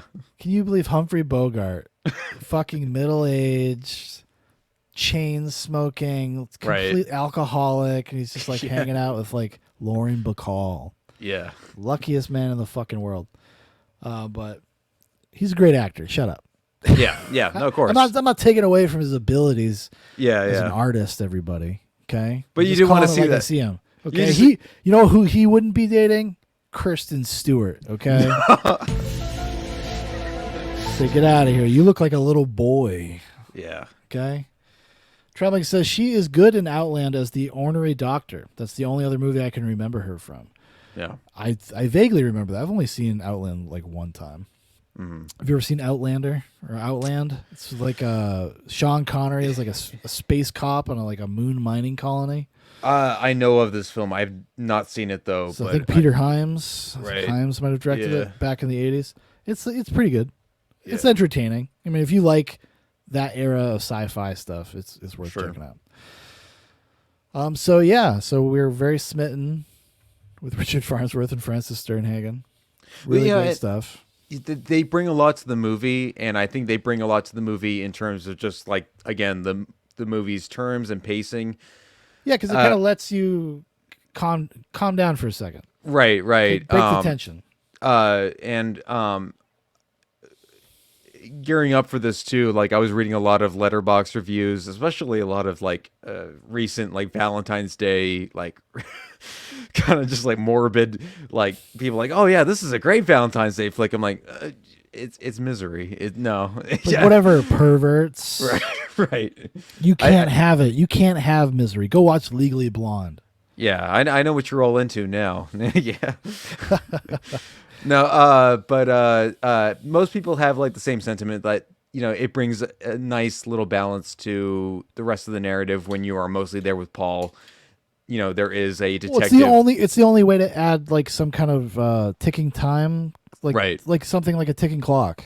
Right. Yeah. Because there would be no tension about because we just wouldn't know anything about whether somebody was going to be able to find him or not. Yeah. Yeah. Pretty much. And you gotta appreciate that little Rob Reiner cameo as the helicopter pilot next to the sheriff. Yeah, he just couldn't help himself. I gotta be on screen. I'm an actor too, No, Rob Reiner. It's pretty easy to kind of dunk on his direction because I think he's just the kind of guy who's he hires the right people and kind of just corrals things. It seems like in a certain way. Kind of just creates a comfortable environment on the set. He only gave James Caan one piece of direction, and he would give it to him every day. Yep. Just to annoy James Caan, he would go up to him and be like, "So in this scene," and then he would wait for James to lean in. He's like, "You lay in the bed." Yeah. But he was very conciliatory to everybody that worked on the movie. He didn't have any type of ego about it. Mm-hmm. He was just like, "No, this is truly a collaborative effort." Right. And everybody kind of played a very important role in the film's success. And right. It was kind of just nice to hear that. He talked just very openly about the collaborative kind of nature of the movie. So it was cool. Sure. Because he wasn't new to Stephen King adaptations. Actually, one of the reasons why he directed this is Stephen King kind of wanted him to, because he really enjoyed his Stand By Me. Yep. Also known as The Body. The Body. If you read the book. Yep. He liked that so much. He was like, "Well, I kind of want you to do it if I'm going to give it to you." Well, because he was kind of the first that broke the mold in that he didn't want Stephen King to just be the horror guy. Oh yeah, this guy can write drama. Yeah, this guy can do other bits and pieces that do not fit that mold as much. I mean, because this is definitely very much Misery is, like we had kind of said before, it's very much Stephen King. Yeah. The character of Paul Sheldon. I mean, obviously more in the novel, but at this point in his career, that's how he felt. He had been the horror guy for a decade at that point. Right. And he kind of felt trapped by it. I think he still kind of feels trapped by it, honestly. Absolutely. I mean, more and more his books are less kind of supernatural oriented. And actually, he's written a few fun pulp novels that are kind of to the side almost, that are just kind of more just crime stories. And then obviously he did the Mr. Mercedes. I don't know if you ever know anything about that. It's a pretty decent little trilogy of books. And a pretty decent actually show. They did a show adaptation which every season was one book. And it was actually okay. Brendan Gleeson was in it. Okay. Yeah. I'll have to check that out. Yeah, it's definitely worth checking out. Yeah. Yeah. This brings me, because I do bring up a point in what I wrote down here too. The whole, where Rob Reiner's career kind of just took a huge turn, in the mid '90s. Because you'll see a lot of those posts or things like that. He had a pretty solid streak when he does like this is Spinal Tap up until I want to say like A Few Good Men. Maybe there's something else after that. I can't remember. Let me see. I'll find it. But then when it gets to that movie North, oh, it's like a total just like complete nosedive into just like not being able to really recover from that. And like it's not even one of these like case examples where it's like take like an M. Night Shyamalan example where like you can kind of slowly see the regression a little bit in quality in certain films. Sure. Like this one was just like a sharp like, whoa, what happened to you, dude? Like you like this is like not you anymore, you know? Yeah, North. I don't know if I've ever actually seen this. Sick of the neglect he receives from his mom and dad, a young boy leaves home and travels the world in search of new parents. Elijah Wood, Bruce Willis, Jason Alexander. Yes. Yeah. Yeah.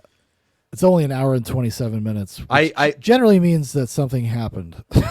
I watched that as a kid. My parents definitely rented that at one point for me and my sister to watch, and I remember not even liking it even at the age that it's intended for. Like I was like, this is stupid. Yeah, it sucks, dude. He's like, if you're gonna rent me an Elijah Wood movie, get me Flipper. Yeah. Okay, I'm a kid with taste. Okay, Flipper and The Good Son back to back. Yeah, give me Flipper. Yeah. Give me The Good Son. Andre, get out of here. That girl looks weird. Right. Okay, get that seal away from me. Well, he did The American President, which I know people like. Ghosts of Mississippi, but yeah, he's no more like that are like top rated movies. Yeah. Except for he did The Bucket List. He did. Yeah.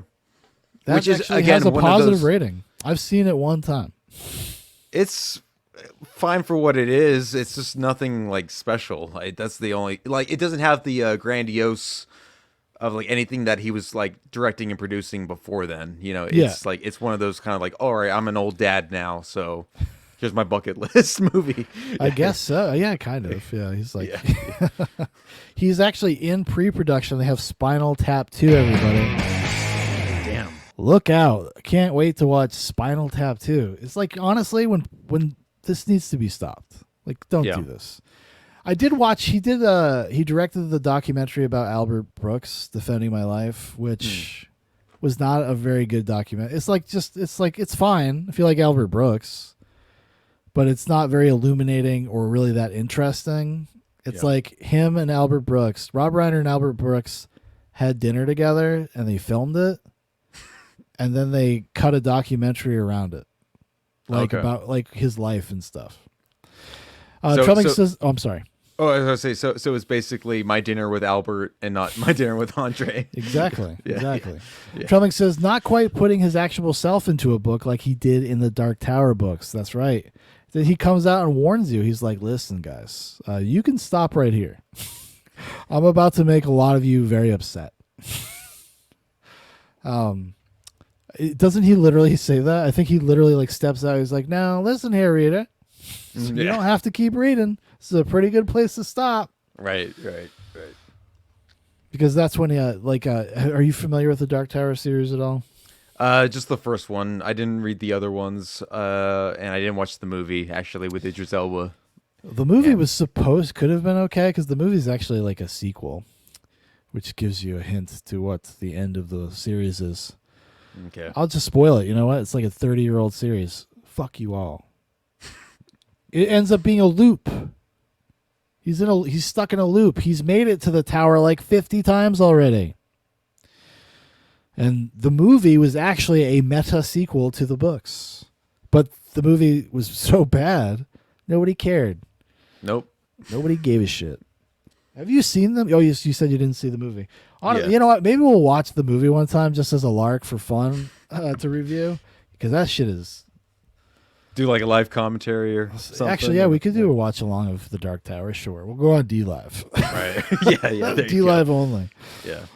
Yeah. That got me thinking though too about Misery as well, and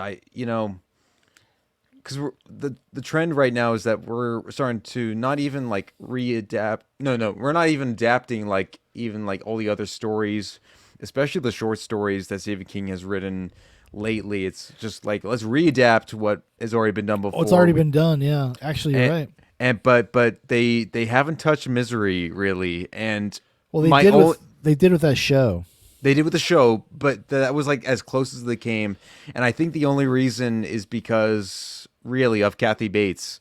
I think there's like this weird like studio fear that like that performance I got you. to try and like top or like combat that a little bit with a different version. Also, like I don't know how you would tell the story in modern day 2025 or something like that. Oops, apologies. Sorry. Oh my God, sorry.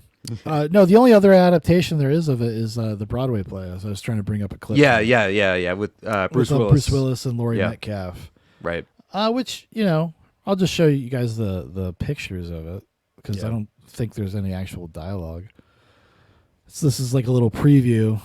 I would, honestly, if somebody had a taped version of this, I would watch it. Sure. I'll check it out.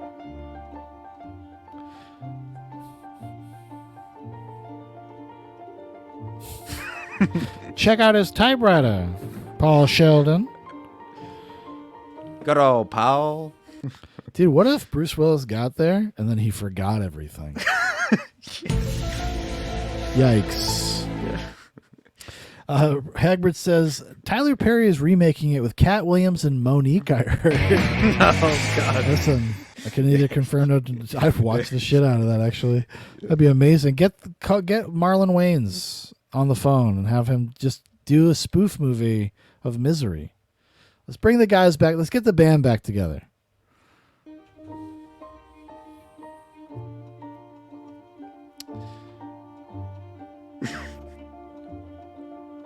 See, now I'm watching her physicality, and it's making me very curious about this performance.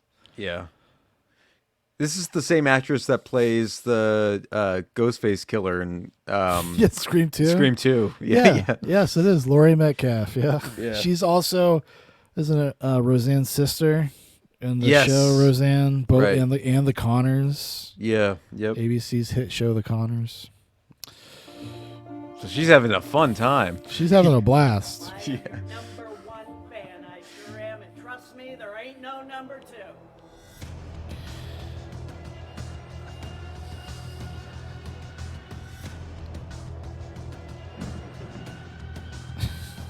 Yeah, it's so hard to watch Bruce Willis now. Oh, dude, it really makes me sad. Yeah.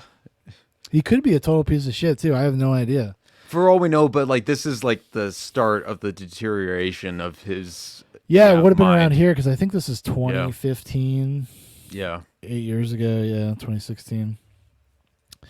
Trump says in reference to the Tyler Perry, Cat Williams, Monique Misery, quote unquote, "Stop feeding me loose meat sandwiches on Jackie. God dang."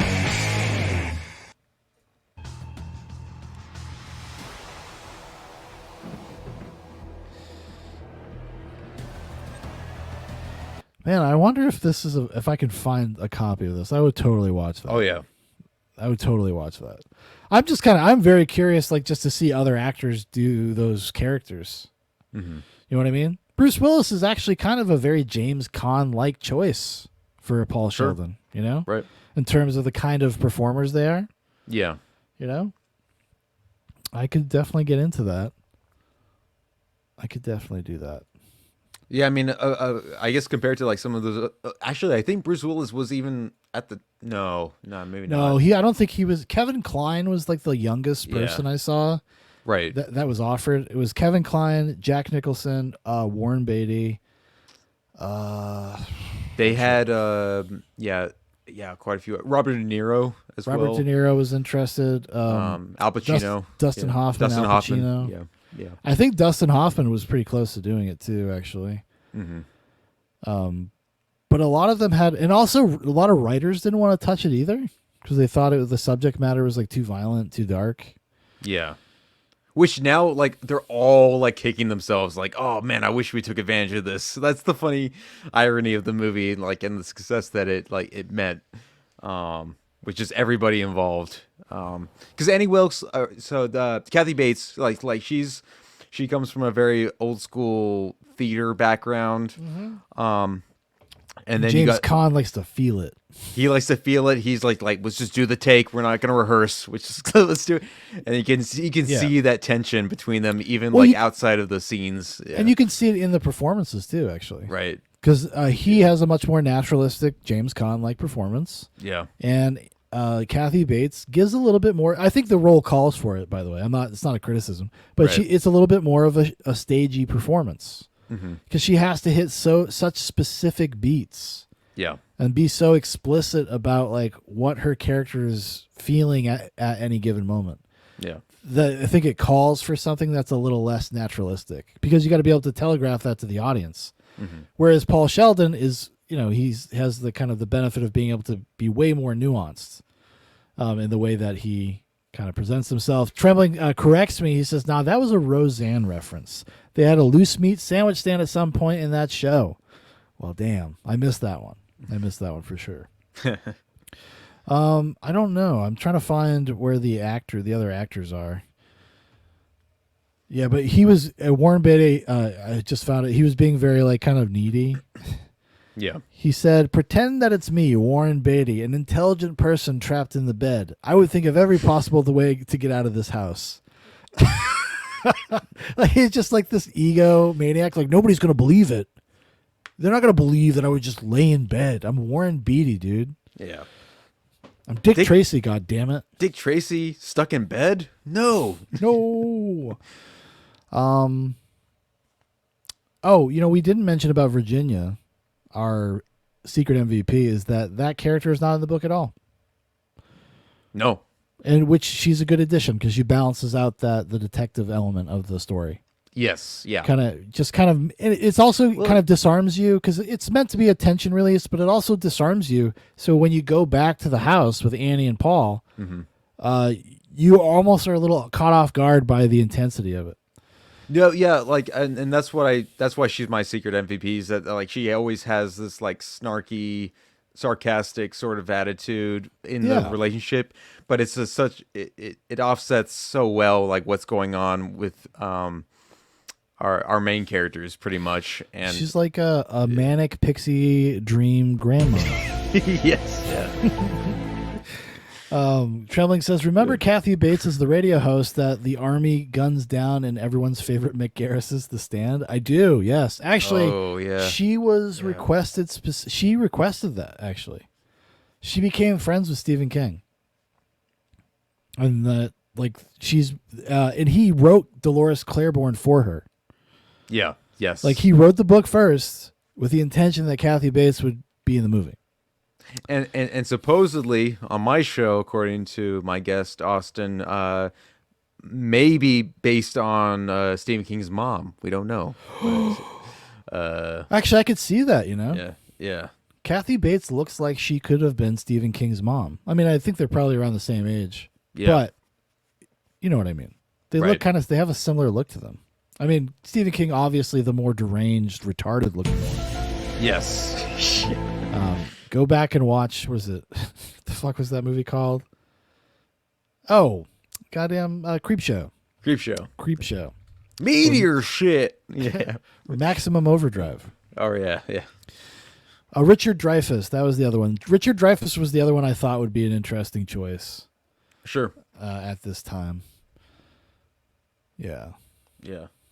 I have one other quick note here too, that as a fan of the book, that they included. It was a detail I completely forgot about, but it's the missing letter N on the typewriter that they do incorporate in some of the visuals, like near the end when he's when Paul is frantically typing, and it works in such a fun way that like whether you're a fan of the book or not, it still lends itself so well to like the narrative of the movie. One, of course, like this is a broken typewriter that is not like the most up to date, not the most efficient story wise, but it never gets brought up. Like you just assume like, oh, it's like an old typewriter in the movie. But also in the film's context as well, like you could also just envision like Paul is frantically writing, so he's gonna probably like have a few typos here and there, like not be able to spell everything correctly. And both versions, like they both just, man, William Goldman, he just like he found a way to like incorporate those little details, you know, so well. Actually, that's a great montage too. Yeah, the when he gets back into writing Misery. Like yes, towards leading up to the final confrontation. Right. It's a really great sequence. The only other thing I have to really talk about is the score a little bit. Like it's kind of it feels a little like standard thriller score kind of, right? Yeah. But the one piece of music which is kind of like played as almost like the main theme of the movie is called Number One Fan. Mm-hmm. And we mentioned it a little bit. I just want to give it a little bit of an isolated listen, pay our respects to Mark Shaman. Don't hex me, buddy.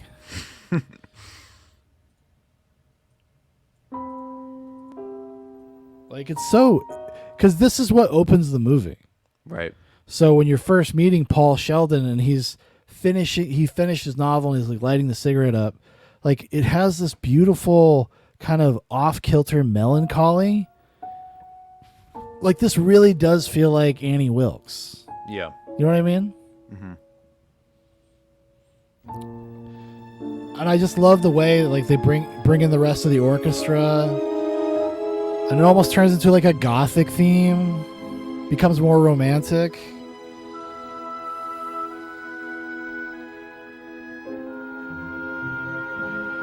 What do you think Kirsten Stewart would say about this? The Not music or the sweaty, movie? the music. She'd be like, "This is not sweaty enough. No. How am I supposed to work out to this?" Yeah, it's got to have some bow. Yeah. She needs lesbian techno music. Yeah. Is that what you're saying? Is that what you're trying to establish? Yeah. No, I the way I kind of envision the music though too here, yeah, shout out to Mark. It's almost like and there's like at least 3 or 4 moments in the movie where Annie Wilkes puts on the smile and then it turns into kind of like a frown or something that's like more disappointed or something. Yeah. And that's how the music like encapsulates that. It raises to that high note and then it just goes, nope, we're teetering back down to where it like flutters back. It down. flutters, yeah. It's like Yeah. it's her having moments of self-awareness is when she gets like really depressed, like really sad. Right. And this theme just beautifully underscores like all those different kind of peaks and valleys of her character. Yeah. And that's what I just really love it. I could sit there and listen to that all night. Night. I and also like as we kind of like get to a close here, but like that brings me to my favorite quote is that actually it's the scene where she is at like her most down and she like shows up with the door open, like, here are your pills, everything like that. Says like, you know, I have this gun. Sometimes I think about using it. I might put bullets in it. Good night. You know, it's so funny, but so like sorrow and like you feel like a mixed. Because it just hits this like perfect, like uncomfortable note. Yeah. Because she's being despondent and weird and talking about loading a gun and like kind of just like in a fugue state. And that, you know, if you're tied to a bed, holy shit. And the way that James Caan has to kind of play along, like, why would I leave? I love being here. I love being here with you. You know, it does take James Caan a little bit too long, maybe, to realize that he should like try to woo her a little bit. Yeah, it does. Yeah. She has to literally throw him down the cellar stairs. But yeah. It was a great revisit. It's just a solid movie. It has the reputation it has, I think, for a good reason. Right. I mean, who doesn't like a little misery, right? Right. Yeah. We all could use a little bit of it in our lives. I mean, it's just a testament to how kind of memorable it is. It's like Kathy Bates' performance, the hobbling scene. I mean, is incredible. Mm-hmm. It's something like I will never forget that. I will never forget like how I feel when I watch it. Yeah. It's like just burned right into my brain. Yeah. I don't know. Do you have any like closing thoughts or anything like that? Anything you'd like to share with everyone? I just, to close, I would say, from my notes here, bottle thrillers, as I wrote, and contained stories are Stephen King's strengths. When he gets too open world and high concept, the quality gets a bit muddled. I think this is like a solid version of like what you can expect from one of his books. He gets to spend more time. Think of the other like classic examples. Like The Shining, Gerald's Game. Gerald's Game. No. Yeah, like honestly, spending more time with these characters, and then also in having the main character Paul Sheldon be a writer too, and what he was going through. Like, I much more appreciate a writer in his prime when he understands what he's writing about, what he relates to, what he's going through, rather than somebody who doesn't know what the fuck he's talking about, No, I agree. I mean, I think that's the kind of the curse of anyone that's successful, and that's kind of a little bit about what this movie is about. You become very out of touch. Right. And you're suddenly, the thing that made you appealing to people is no longer applicable. You see this a lot with comedians. When comedians get very popular, they get very out of touch, and they're just not as funny anymore because they can't relate to you, and you can't relate to them. Mm-hmm. So it's kind of like shooting themselves in the foot a little bit, Mm-hmm. And I don't know if I've seen too many comedians navigate it very well. Maybe Dave Chappelle. Like in terms of he's been able to navigate still being somewhat relatable in his routines, like in his bits. But I don't know. But it doesn't really happen very often, and it doesn't. And the same thing I think goes for writers or anybody that's creative. You start off, you're young, you're hungry, you have things to say because nobody's ever heard you before. Right. So you have all this shit to get out of your system. Like, what do you do once you get it out of your system? Mm-hmm. Do you just keep doing it because that's what you do now? Such is the dilemma, Yeah. Trelling says, in a modern telling of this, they'd put a creepy sex scene in it. Dead-eyed Paul trying to pretend he's enjoying it. And I could see that, yeah. Especially if they got Lizzie Kaplan playing her. That lady loves to have sex on camera. Right. That was one other final point I was gonna make. Like, if they were to ever remake this, they would totally switch the narrative in the favor, not necessarily in the favor, but they would definitely make it the Annie Wilkes character much more sympathetic than ever before. I'm actually curious now that we've done this to check out Castle Rock. Right. Because if they were going to do that, they would do that in that show. Yeah. And it's also her origin story. So. Right. Oh boy. Oh boy. I think you're right, because it would have to be, or they would just, what they would do? They would just gender swap it. Oh, they would do that. Yeah, I was gonna say it would be gender based in some way. Yeah. Sydney Sweeney, this 22-year-old girl, would be Paul Sheldon, and I don't know who the fuck would be Kathy Bates, and they'll get Mads Mikkelsen to be Kathy Bates' character, Annie Wilkes. Sure. That's what it would be, and it would be about a creeper. Yeah. A creeper incel guy who, maybe he's the guy that created Dignify AI, Yeah. Yeah. Maybe he's the guy that was there talking shit about Kirsten Stewart and her lesbian photo shoots. Yeah. And he was saying distasteful things. That's what you do. I mean, because you would have to incorporate, unless you did a period piece, you have to find a way to incorporate social media. Right. Well, they did kind of make. It's not quite Misery, but it's more of single white female, stalker stuff. Was Ingrid Goes West? Did you see that? Yes. With Aubrey Plaza. Yep. It's not quite Annie Wilkes territory, but it's in the ballpark. It's over there somewhere.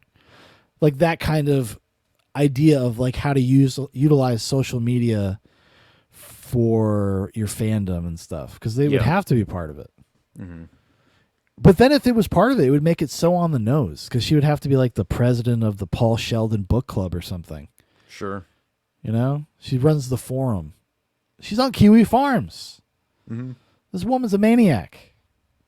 Or Mads Mikkelsen. It's you're trying to wonder about the scenario where Annie Wilkes actually was on some sort of fan fiction Paul Sheldon forum, or Yeah. If she didn't even know what deviant art was, like, yeah, I think that would have like alleviated so much of the pain and misery that she was feeling herself. If she actually like knew how to channel this stuff into her own life. Trembling says she sympathetically kills babies in the nursery. Yeah, Yep. I think aren't babies just parasites anyways? Right, Quote unquote, yeah, says yeah. Trembling. Or it would be because that they were born to poor mothers that couldn't take care of them or drug addicts, and she did this out of mercy. Yeah. They would do something like that. Because you can't make her villain. You can't make her a villain. No. So it has to be, what's the sympathetic route? What would people get behind in current year? Well, maybe if you said that they were going to have a bad life. Like, who wants to feel pain? Ever. Whoever wants to experience discomfort ever. Well, better kill those babies, okay? Yeah. Kill them fast, Annie. She's really, honestly, thank you, Trembling. You've really turned me around. Annie Wilkes is actually the secret hero of this film. Baby killer. She wanted, she did Paul Sheldon a favor, Jeremy. He was turning into a hack. She brought out his best work out of him, Right. Yeah. You're welcome. Trembling says anti-natalist Annie Wilkes, a.k.a. Diane. Oh, no. Dude. It all connects. I could see Diane in an Annie Wilkes-like role. Has anybody checked on her husband? The podiatrist or whatever he is? Yeah. Listen, people got to go check on him, make sure he's not in some sort of Paul Sheldon situation. Except instead of a pot-bellied pig, it's just like hordes of dogs running around shitting on the floor. Yeah, I could see that though. I could see that. You'd have to get Diane, and then you'd have to get in Mendham, aka Scary Gary, would have to be Paul Sheldon. Yeah, that's what it would have to be. It's been cast. These classic YouTubers. They know these their classic stuff. people that everybody knows. Yeah. Anti-natalist in Mendham. Yeah. Shall I go on? Perpetual pleasurist. Yeah. Emmy Joy. DVDR, Emmy Joy. I mean, we got a long list of kooks. I found the new guy, graffiti and street art. Yeah. He's pretty wacky, that guy. Yeah. But yeah, it's a great movie. Solid. It's very good. Yeah. I wish like I had more bad things to say. Like I guess it's the way that the sheriff figures out that it's Annie is stupid. Yeah, that's really it. She literally just walks into a store that he's like happens to be outside, and she sees him or he sees her yelling at somebody. Yeah. What do you get out of the cocky-doody way or something like that? Yeah, you stupid poopy or whatever. Yeah. And then he goes down to the library and checks the scrapbooks. So I actually wrote in my notes in all caps, scrapbook action. That's a good point you bring up. We need to bring back scrapbook maxing in movies in general. Yeah, exactly. We got to bring back the scrapbook. Yeah. I want to see more mystery stories solved through uses of scrapbooks. Yeah. This is a very fine tradition we had in American cinema. When there was a crazy person, they would keep scrapbooks, okay? They would write diaries. Have you ever seen the film Seven? Okay, that guy had a lot of scrapbooks. That's how they figured it out. Trembling says, Emmy Joy's mile-wide smile over you as you're tied down on a bed. Oh, that's what I call heaven. Like, I'll be your twin flame, and she just sets me on fire. Yeah. And then she brings in her boyfriend, and they sing some sort of weird Hawaiian song at me. Oh yeah. When they're feeling the crystals or whatever it is they're doing. Here, have some vegan soup. We got to catch up. So much better. We got to catch up with our twin flames at some point in the near future. Yeah. But yeah, thanks for joining us, everybody. We had a really good time. I hope you guys had a good time. Again, I just want to remind everybody, next episode, Ninja Turtles movies. Yep. Sure to be a crowd pleaser. Prophet's going to join us for that. Maybe he has some surprises in store. I hear he's something of a Ninja Turtles expert. Oh, one thing I do want to point out, just real quick, just between us girls. The cover, I have the Shout or the Scream Factory Misery. What the fuck is this? Who the fuck did they pay money? I would have refused payment If I commissioned an artist and this is what they gave me, I would have refused payment. Sometimes, sometimes I wonder, because look at the original one. Look how classy that is. Yes, it's a classy goddamn poster. It's there's so much more mystery and allure to just showing the cottage in the snow in a desolate little wasteland. This is like fan art. Right. Some asshole on Twitter is like making stuff like this. Now they're making an AI. That's some Arrow video shit. I don't know what these people are doing. This looks like an AI picture.